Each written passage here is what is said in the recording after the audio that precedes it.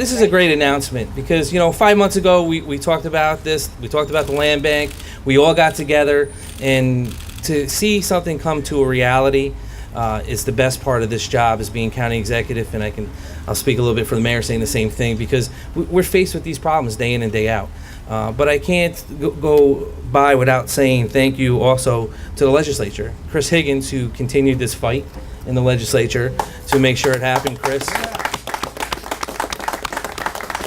To Norma Chapman that's here, Mert Simpson, Doug Bullock, thank you also.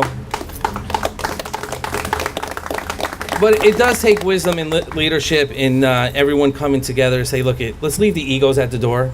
Let's make this work, because it's about the people. Because at the end of the day, we represent the same people. Might be different districts, but it's all about the people and giving opportunities and stopping the blight from leaving the cities and going out, not just to the suburbs, but throughout the whole capital district. Because this city is a great place, not just to raise a family, but to work, to have your kids go to school, but kind of bringing back the neighborhoods. And I can't thank Chairman Schuh Morris and Frank Camiso for really just making sure this got forward. And when I sat down with the majority leader and the chair, we said, how can we make a difference?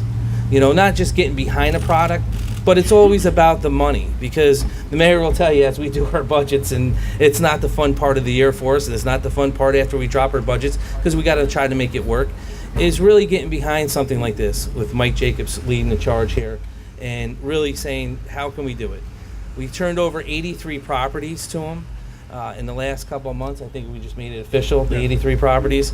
But most importantly, I don't think it was the properties he was looking for. I think it was the check he was looking for. Is that wrong? No, it's not wrong.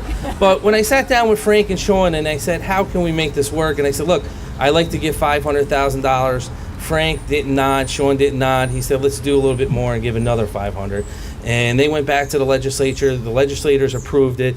Chris probably would have gave $10 million if he got his way, But it's a start in the right direction to say, hey, we believe in what you're doing here, Mike. We believe in what your committee's going to do, and we also believe in trying to take this city back and really showcasing it for what it is. It's a great gem. There's a lot of history on these streets, and we want people back living here. So the war begins, and the war won't be won until every building in our neighborhoods is brought back to life. Every vacant lot is repurposed, whether it be a side lot for a homeowner, whether it be green space or a community garden of some sort.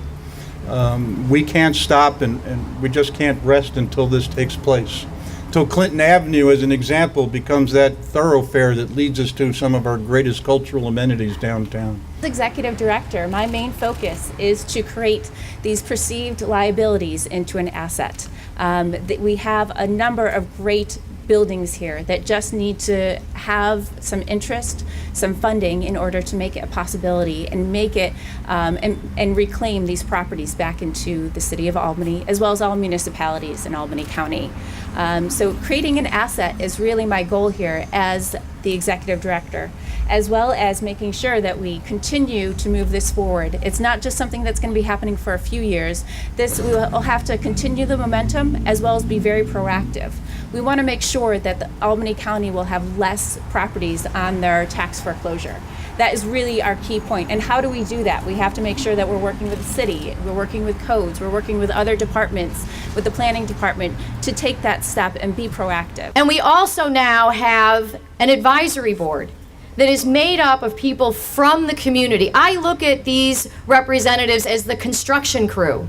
They each have a toolbox, and in those toolboxes are their unique tools that come from their experiences in our community, their experiences in the organizations that they represent, and with that toolbox collected together under leadership that is committed to making a difference, we will see change and we will see different outcomes, because we haven't done it this way before. And by involving this group of people who are committing themselves to this effort, I am confident that we will see a better outcome and that we will start to see changes. The third thing that we have is money. Amen. And it's so important It's a pleasure to be here. I've long maintained, as a resident in the city and someone who represents a district right here in downtown Albany, that blight and urban decay is public enemy number one for many of the citizens who live here.